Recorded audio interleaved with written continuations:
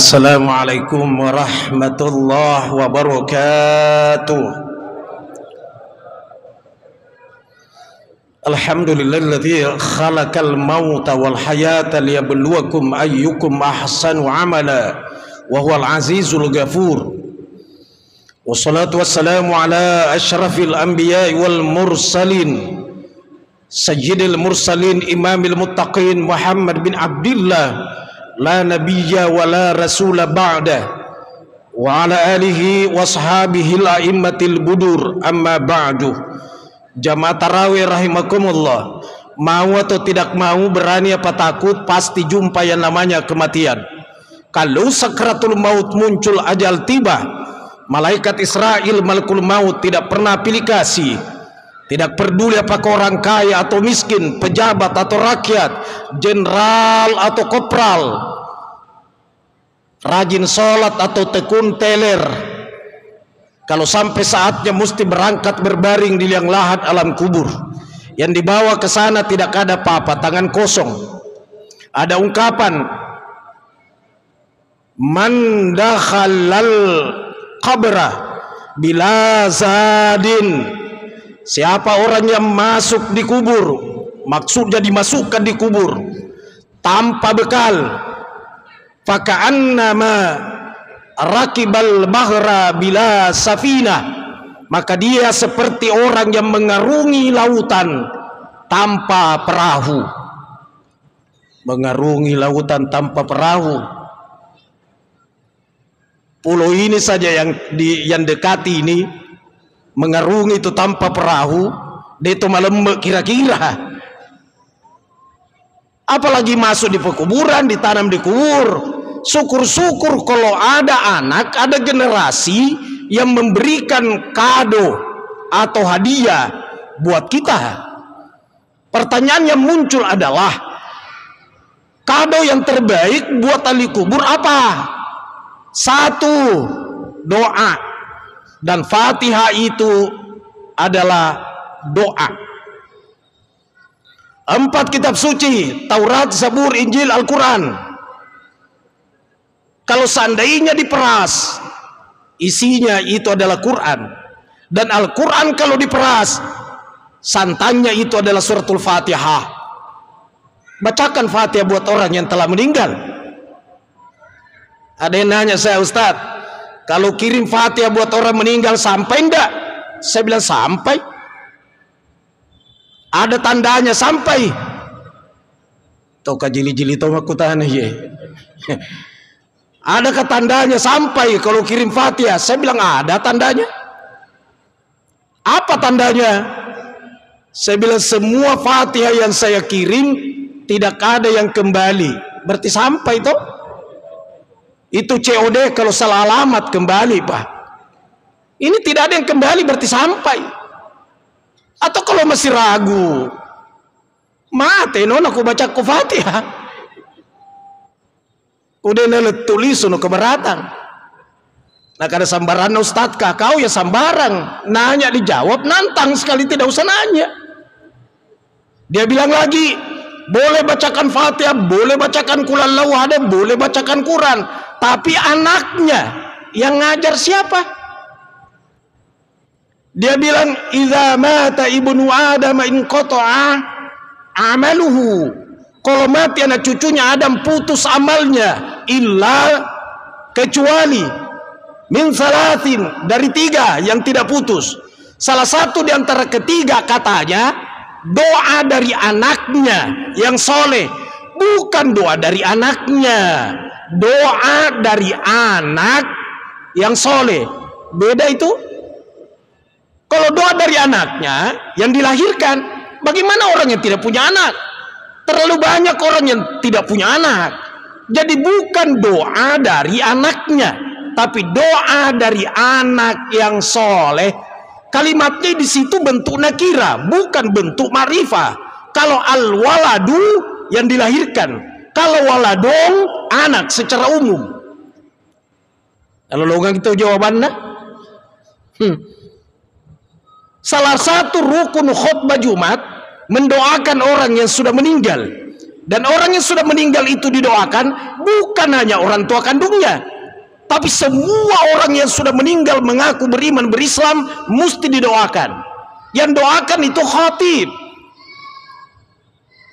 Dan yang didoakan itu bukan hanya bapaknya, ibunya, tapi semua. Jadi bukan doa dari anaknya, tapi doa dari anak yang soleh. Yang mana orang soleh? Dua syaratnya orang dikatakan soleh. Satu, karakter perilakunya disuka oleh Allah. Matahajui, maduhai, khataman Quran, banyak sedekahnya, perbuatannya disuka oleh Allah. Syarat pertama. Syarat kedua, perbuatannya disuka oleh sesamanya. Ini namanya soleh. Inilah yang doakan orang, anak yang soleh. Maka kado terbaik buat ahli kubur adalah doa, dan Fatihah itu termasuk doa. Afdalu doa alhamdu, seafdal doa adalah alhamdu, tergantung apa yang diniatkan. Yang kedua, kado terbaik buat orang yang telah meninggal, ahli kubur, sedekah. Maka semua yang hadir, yang orang tuanya sudah meninggal, apakah ibunya, bapaknya, cobalah anaknya sedekah-sedekah, niatkan pahalanya untuk orang tuanya. Seperti yang disampaikan tadi oleh Al-Mukarram Ustaz Said, almarhum 100 dos. Ada yang bilang, kenapa almarhum bersedekah? Anaknya yang bersedekah diniatkan untuk orang tuanya. Maka anaknya berkata, ya Allah, pahala sedekah pabuka puasa untuk ibuku, dan jangan saya dihalangi atas pahala tersebut. Ampunkan dosanya ibuku, ampunkan juga dosaku. Makro, tapi nanti ada pahalanya itu kalau dimakan. Saya sering katakan, yang tukang azan apalagi mengharibi, jangan terlalu cepat di qamat. Engkau tu masih gitu si Andre mana si bawa qamatna. La ilaha illallah, Allahu akbar, Allahu akbar, la pepe toye. Ini napi di pamula, Allahumma laqasumtu wa bika amantu wa ala rizkika aftartu. Napi mah pamula dioko. Sudah turun sepotong, si polo kempi dipilih magempung. Akan bangin dipilih sih kah? Kakak Jawa sana tarasana, taripang. Taripa deh dulu membai langsung nada ki. Sepotong turun, sepotong masih di pipi. Nakama nih lah pepe. Kada qomatin sholatu, kada qomat. Agak tuh. Kita tinggal duduk menghabiskan. Malu juga rasanya sendiri. Terpaksa kita juga berdiri ngambil sab. Usolli fardal maghribi taripang. Apa magempumu pilih? Kemarin saya di Papua, Pak. Saya bilang, jangan terlalu cepat itu kamat kalau maghrib. Coba di Mekah. Di Mekah orang makan sampai puas. Yang merokok, isok memang dua pepak siseng. Napa kamu ikan enak perasaan. Kado terbaik ahli kubur satu doa, yang kedua sedekah. Sedekahkan orang tuanya. Orang tua sudah meninggal, anak sukses itu bagian doa mama. Tapi terkadang orang melupakan mamanya. Minta maaf pejabat yang hadir. Doa mama itu bapak bisa jadi pejabat. Yang kaya raya doa mama itu. Terkadang mama dilupakan, istri diservis terus. Berani dia belikan baju lebaran istrinya harga 3 juta. Indo na cakar na liang 30 sebu. Astagfirullah. Anaknya lewat di jalan Sulawesi toko buah. Dia rem mobilnya singgah lagi mampir beli buah untuk istri. Lengkeng Australia, apel Italia, jambu Bangkok, semua buah luar negeri. Untuk siapa? Istri. Indo naga na liang copeng 10 sebu 2 kilo maluto maneng isi mandai naik pundaknya. mamanya buah panjo sana kacida nak kena anggur bugis ladora kata ye. Kalau istri diservis mama dilupakan, la haula wala quwata illa billah. Nah, yang sudah meninggal orang tuanya kirim Fatihah sebagai kado, sedekah sebagai kado. Yang ketiga, kalau panjang umur hari raya Idul Kurban, daftar namanya orang tuanya sebagai penyembelih hewan kurban. Ali radhiyallahu an pada riwayat Muslim 2. Tanya siapa satu? Mertuaku satu. Rasulullah Muhammad sallallahu alaihi wasallam, dan pada waktu itu Rasul sudah tiada. Ini diriwayatkan oleh Muslim. Maka kurban buat orang yang telah meninggal silahkan. Cuma menurut ahli fikih, jangan satu sapi 7 orang memesat tomate ropituhe. Melon di digere maka siapa punya ini anu? Ane kate dengan emang 7 tahu. Nah karena kami tahu na setempo nipon nama temane pituhe ditembak di balandahe. Itu diikutkan kepada orang hidup. 4 orang hidup, 3 orang yang telah meninggal. Dan menurut ulama fikih itu dagingnya disedekahkan semua. 3 gere dari Andre, 3 sembelian tidak dimakan. 1 sembelian kurban buat orang yang telah meninggal, anak-anaknya itu sedekahkan secara keseluruhan. Yang kedua, sembelian kurban nazar, tinja. Uramat tinja. Maka daw po nga latala kudeto na jadi mabayine si lakaiku makoroba ka taliwaliwato tinja deh. Mana ka tinja makoro? Nah, di saat dia tunaikan itu nazarnya, tidak boleh dia makan karena nazar. Tinja. 2 nih. Yang ketiga, sembelihan dam haji, dam umroh. Tapi dam pelanggaran. Kalau ngambil haji tamato, dia dam, boleh dimakan. Itu tidak termasuk pelanggaran. Yang pelanggaran, contohnya belum tahallul, dia cukur kumisnya. Melanggar kan? Dia bilang, tapi kan saya lupa tadi. Menurut Imam Nawawi, biar lupa tapi merusak, tetap kena dam. Beda kalau dia tutup kepalanya. Laki-laki kan tidak boleh menutup kepala, tapi dia tutup kepalanya kain ihram. Dia lupa. Begitu, kenapa itu? Astagfirullah, tidak kena dam karena tidak merusak. Tapi dia cukur kumisnya, merusak. Pura ni si puwe, talau ni si puwe. Napa ni main? Astagfirullah. Astagfirullah, nalanya mi si puwe. Ya si puwe aja mencukur ipa maingat no. Terpaksa hormat materu.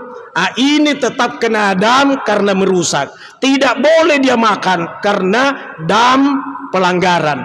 3 nih. Nah, termasuk kado terbaik buat orang yang telah meninggal, ahli kubur, adalah kurban. Yang keempat, terakhir, karena kita berpacu oleh waktu. Taroki. Ada api nih. Selanjutnya menghajikan. Pak Haji yang ini juga kado terbaik. Siapa yang mesti melakukan? Haruskah anaknya? Tidak harus. Salah seorang sahabat bertalbiyah di miqat. Labbaik an syubarumah. Maksudnya, ya Allah, aku datang memenuhi panggilanmu. Aku berhaji untuk syubarumah. Qala Rasulullah sallallahu alaihi wasallam, ma huwa syubarumah? Siapa itu? Qala ahung li au qaribung li, sahabat dekatku Rasul. Itu jadi tidak mesti anak kandungnya toh. Dia berhaji untuk sahabatnya. Kata Rasul, kau sudah haji apa belum? Berhajilah untuk dirimu, lalu berhaji untuk sahabatmu. Ini sudah menjadi dasar hukum juga. Jangan mengajikan orang sementara di situ belum haji. Tapi kalau sudah haji, silakan hajikan orang lain, dan tidak mesti anak kandungnya. Terakhir sekali, Pak Bakadua ini terakhir. Nah, kalau sudah meninggal orang, idza mata ibnu Adam in qata'a amaluhu. Kalau mati anak cucunya Adam, putus amalnya, bukan pahalanya yang putus, amalnya. Pada cengi bertema pahal. Amalun, Amalun itu bukan bahasa Makassar, bukan bahasa Bugis. Bahasa Arab amalun, perbuatan. Jadi dapat dipahami. Apabila mati anak cucunya Adam, putus perbuatannya. Jadi perbuatannya yang putus, bukan pahalanya. Beda tuh Pak. Kalau Bapak kerja kantor, itu namanya beramal di kantor. Beramal, berbuat, bekerja. Tapi begitu pensiun, putus amalnya di kantor, putus pekerjaannya. Tapi gaji pensiun masih diterima. THR dapat. Tuh, naga penjira Cina, pahala senayaro pahala. Jadi amal putus, pahala tidak putus.